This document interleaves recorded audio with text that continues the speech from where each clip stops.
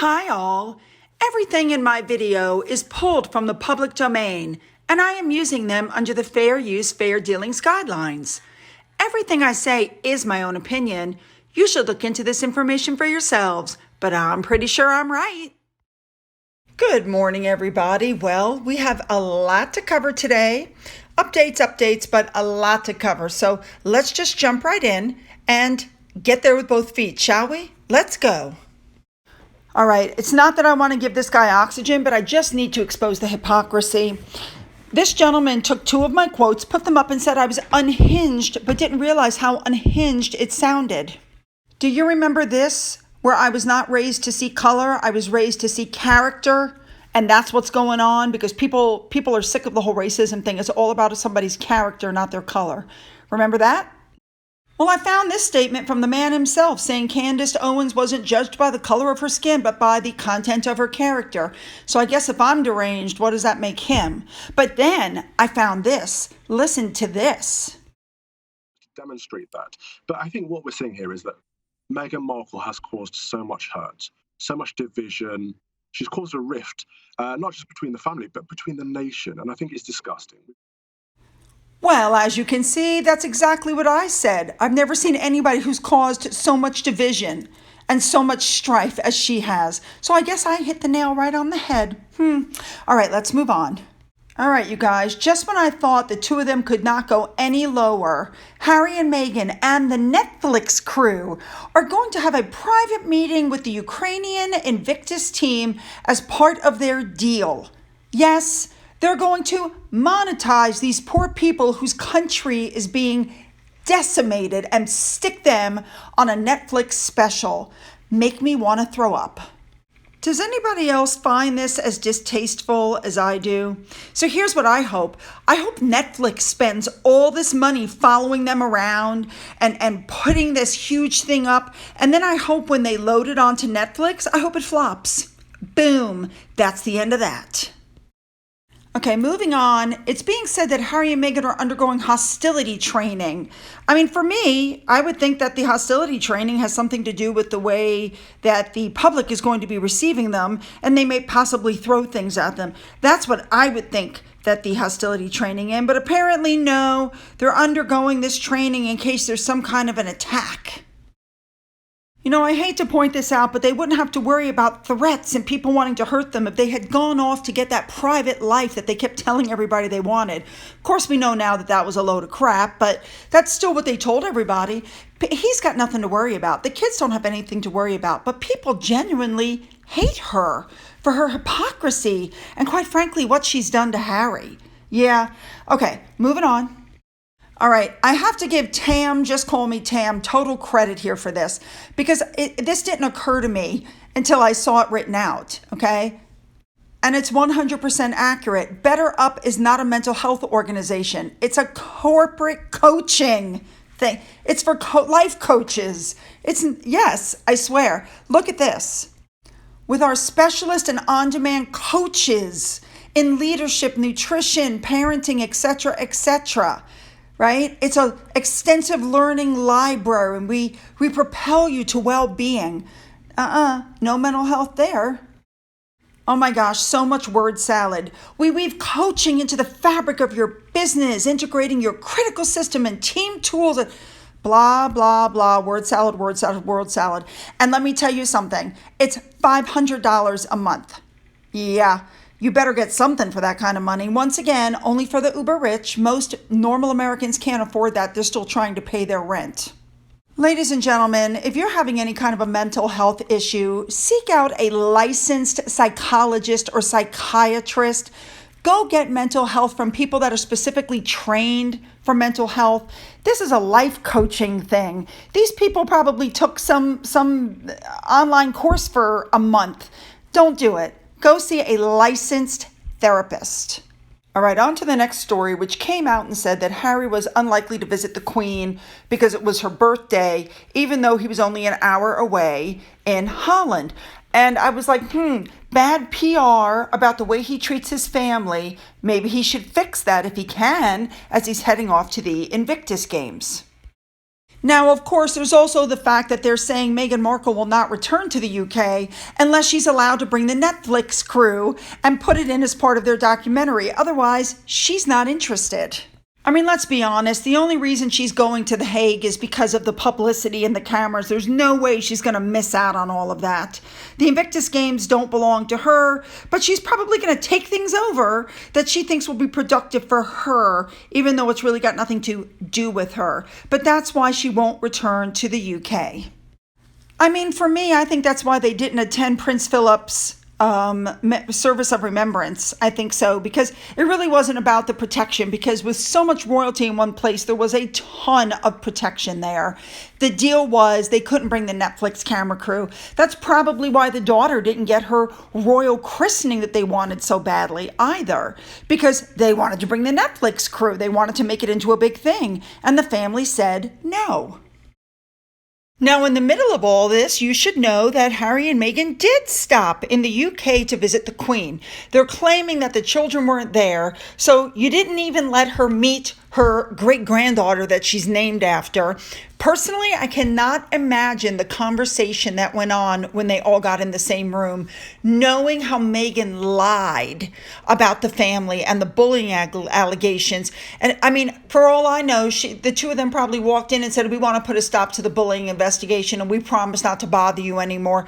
Could you imagine the conversation that went on when they went in to see the Queen? Now, to be fair, they have to keep that connection with the royal family, right? So they don't want to get rid of the royal family, number one.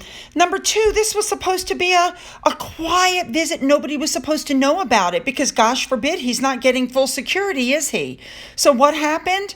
They landed and then they decided to walk over to Windsor Castle from Frogmore, where they're staying.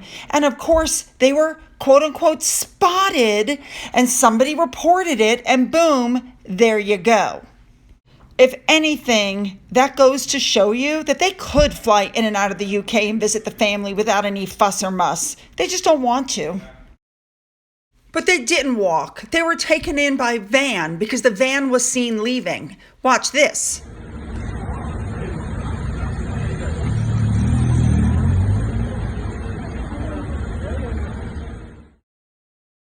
So much for everybody saying that the palace leaks everything, because it's pretty obvious at this point that their PR team leaked all of this stuff because the palace has refused to comment. Very interesting. And I also want to say I sincerely hope that somebody checked them for wires, because I would not put it past them at all to go visit the Queen, tape her without her knowledge, and then put it in the Netflix documentary. That would not surprise me in the least. Now, with that being said, let me just say that until somebody proves to me that there actually was a visit, I won't believe it. I don't care how many times it's reported. It's being reported because somebody supposedly spotted them walking to the castle. Who here thinks with their security issues that they would simply stroll on over through the public to the castle? So until the royal family confirms it, sorry. Now, I completely agree with what Artemis said. They went straight off the plane, no isolation, no COVID test, and that these two just were granted access to the Queen. No, don't buy it. I also agree with what, according to Taz, said, that they feel the public backlash after not going to the memorial. So they did this, and then they leaked it to help soften their image. I completely agree. I can only say this: if the Queen and Charles welcome them back into the fold, that's it for me and the royal family. That's all I can say. Oh, and I would have liked to have seen Meghan curtsy to the Queen and to Charles. Bet she didn't. Okay. Now, you guys should know there's a story out, and I don't know if it's true or not, but there's a story out that they flew commercial and they bought out all of first class and they bumped people who had paid tickets, bumped them right out of first class. I don't know if they bumped them off the plane or what, but that's what's being reported. Now, I must say I completely agree with this article that they basically used the Queen to try to clear the air and make things a little smoother for their trip to The Hague, because the royals in the Netherlands want nothing to do with these two. So maybe they think that because they met with the grandmother, now they'll be welcome for a dinner or something. It said in the article that there's no doubt that this was done for the Netflix documentary. This meeting was supposedly to mend broken fences and blah, blah, blah. Well, to me, unless Harry and Meghan come out and apologize for the things they said that have already been proven to be untrue, unless they're willing to suck it up and admit what they lied about, I'm not interested. I don't think a lot of people are. And I want to say, if this meeting really did go forward, which I don't know that it did, but if it really did go forward, why were they walking to Windsor? Aren't they concerned about their safety? And the fact that they were able to fly into the UK and get there without any of the police protection, in my opinion, just blew Harry's case right out of the water. Anyway, I agree with what Manjit said. This is their way to try to stay relevant after being snubbed by the Netherlands royalty. Completely agree. And to top it all off, apparently, according to Meghan's mole, the Sussex Squad are happy that Harry and Meghan met with the Queen. Explain that to me, please. Explain why they're happy that Harry and Meghan met with the head of the quote-unquote racist, horrible family that treated them so badly and financially cut them off and blah, blah, blah, blah, blah. Ay. At the same time, you got to feel sorry for the Sussex Squad. I completely agree with what Evans Einstein wrote here.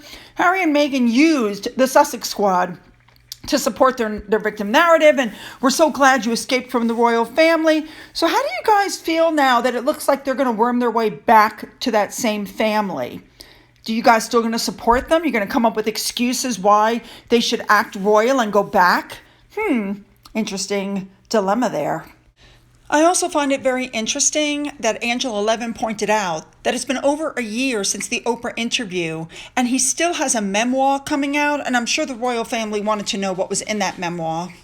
And finally, for those who are wondering if Meghan is actually going to handle this like a royal tour, you should know that her personal makeup artist, who was at her baby shower and who was at her wedding, has put on Instagram that he has now arrived for the Invictus Games. So he'll be making her up. She's brought her stylist team, I'm sure, and outfits, and she's going to try to make this like a royal tour. All right. And finally, remember when Harry did that quote unquote surprise call to the people of Invictus? There's one guy in the front. You can tell he is not liking this. He's very uncomfortable. I had to get the tape. I had to show you guys because this guy, I applaud this man for not fake clapping and going, woo, woo, Harry. Watch this. So first, he's just sitting there with everybody else. And then Harry comes on the screen and he looks up. Now look at him. You could see it was spliced. He's just like, this is a horrible meeting. I want out. This is not funny. You're not funny. I mean, look at him. Just look at the face. He thinks this is ridiculous. Other people are laughing and snickering, and nope, he's got this flat affect going on. I'm sure you guys can see it. Yeah, I applaud this guy for not putting on airs just because he was on camera. I don't think he likes Harry. I don't think he likes what's going on. Maybe he saw that it was being taped for Violet Films. Lots of information, but the main story, I'm guessing, is the fact that Harry and Meghan stopped in to see the Queen while they were in Europe. What do you think the Queen and Charles said to them? I find it very hard to believe that after the bashing they took on the Dax Shepard podcast, on the bus with James Corden, on the Oprah interview, on the Me You Can't See, where he basically claimed the family threw them adrift and ignored them and marginalized them. I find it very hard to believe that after all of this, the family is just going to welcome them back into the fold. But you never know. Maybe they think a Harry and Meghan working for the crown would be better under control than just having them running around doing whatever. And what do you think the Sussex Squad is going to say if they do return to the fold with that horrible racist family? Don't forget to leave those comments below. You know I read them. Don't forget to hit the subscribe button and the bell to make sure you're set up to receive notifications. If you've already hit the subscribe button, check it again to make sure you're still subscribed, okay? Don't forget you can email me. You can follow me on Twitter. You can follow me on Getter. You can follow me on Rumble. For those of you who have donated to my coffee fund, thank you so much. And as always, you guys, have a great day.